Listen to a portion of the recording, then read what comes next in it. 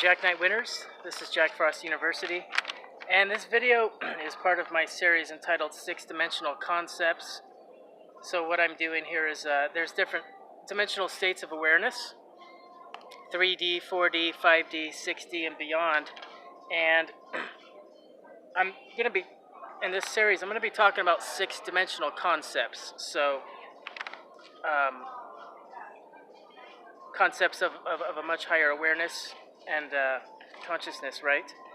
And I'm going to be specifically talking about perpetuity, things which are perpetual in nature. This is kind of like a video, basically like how to find God. Like if people are looking for God, but by using the laws of attraction. Okay, so basically using the laws of attraction to find God. That's what this video is about. And you know, if you're going to find someone using the laws of attraction, you attract, like things attract. So like thieves and liars attract other thieves and liars.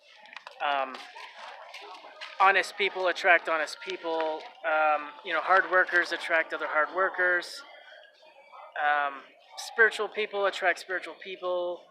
Military attracts the military. It's just how the world works. It's just how humanity works. Birds of a feather flock together. It's just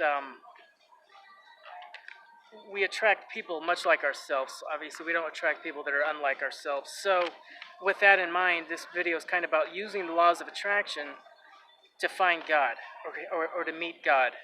And this video is to talk about how God would think in the realm of perpetuity. Okay, so if you take a look around in the world, okay, you'll see there's a lot of birds, a lot of airborne animals. There's a lot of fish, a lot of fishes in the sea. There's a lot of animals in the sea. There's a lot of animals in the land, bears, lions. So you got bears, lions, tigers, rabbits, squirrels, ducks in the land. You got all kinds of birds in the air. And you have all kinds of fishes in the sea, whales, sharks, and just all kinds of fishes, okay? So, and on the land, you also have a lot of trees. So, now if you take a look at this entire planet, you look at all of the things that I just mentioned, you'll notice they're all perpetual in nature. Trees give birth to other trees, okay? And here's a little picture here. This is a pine tree, or it's like a pine cone or a part of a pine tree. And you have these little seeds coming out of it, okay? Obviously, these trees, animals in the sea and in the air, they didn't just create themselves. They were actually designed in a laboratory by a team of people, a team of geneticists, okay? New species and new races don't just pop up out of nowhere. Evolution, anyone who speaks about evolution is just a retard. But no, a lot of work and energy and effort goes into all of the animals that you see before you. So with a pine tree, okay, the reason why we have pine trees, can you imagine if God would have designed 200 pine trees, but they weren't perpetual, like they had no seeds, right? Like we wouldn't have any pine trees around because those trees would eventually die, and then what takes their place? What replaces them, okay? We have trees because trees are designed to be perpetual. A pine tree, this pine tree, has these seeds, these little weird looking seeds, but in forest fires, I like a lot of these forest fires, these pine cones, they get so hot that they release all these seeds. That's what happens. That's how pine cones release seeds, is they get too hot. It just releases them. Air blows them around, the wind blows them around, and then they get in the ground, and then it rains, the seeds are watered, and then you got more trees. So pine trees give birth to more pine trees, okay? Humans are the same way, okay?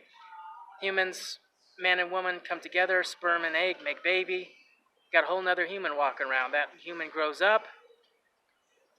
They join with the opposite sex. They have more kids, okay? It's humanity is perpetual in nature. Pine trees and all the trees, oak trees, all trees are perpetual in nature, okay?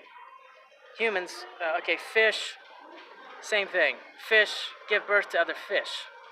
Okay, it's perpetual. If there was only, a couple thousand fish created by God, and those fish would eventually die because they have a lifespan, and then we wouldn't have any fish.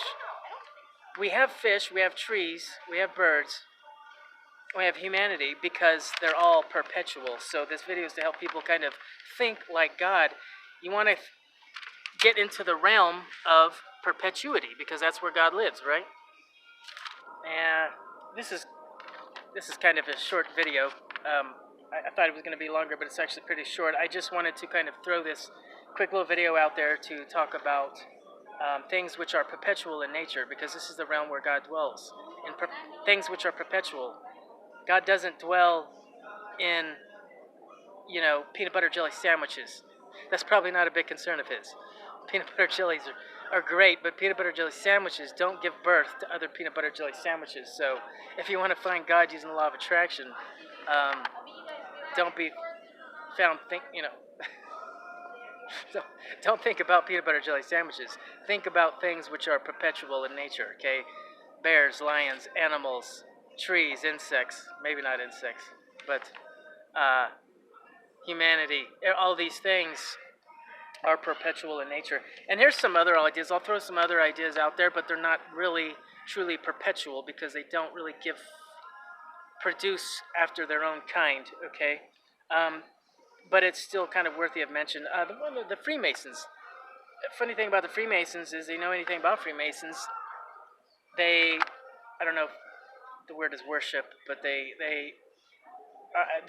deity or their god or their deity is King Solomon.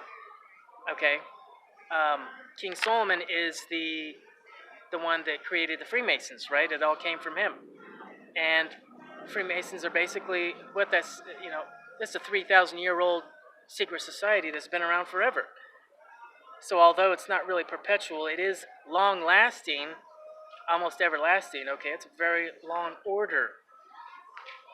Another idea would be Olympics. If you look at the Olympics have been around forever. Okay, Rome had Olympics 2,000 years ago. Olympics, many people think it's just something new, but they don't really think about these things in great detail or for any great amount of time. But the Olympics have been around for 2,000 years, maybe even plus. Okay. Olympics is maybe not perpetual because it doesn't produce after its own kind, but it is long-lasting. Another thing is trust. Trusts last forever. Okay? Businesses come and go. Kings live and die. Corporations sometimes don't even last that long, but trusts, the way they're designed, and that some of these trusts have been in place for hundreds of years, if not even thousands. The ones that have been around for a while are probably more secret, but these trusts have been around forever, okay? And again, they don't produce after their own kind, but they're all long-lasting. It's a God dwells in the realm of things which are long-lasting. It's not really a short-term kind of person, okay? All right, that's it for now.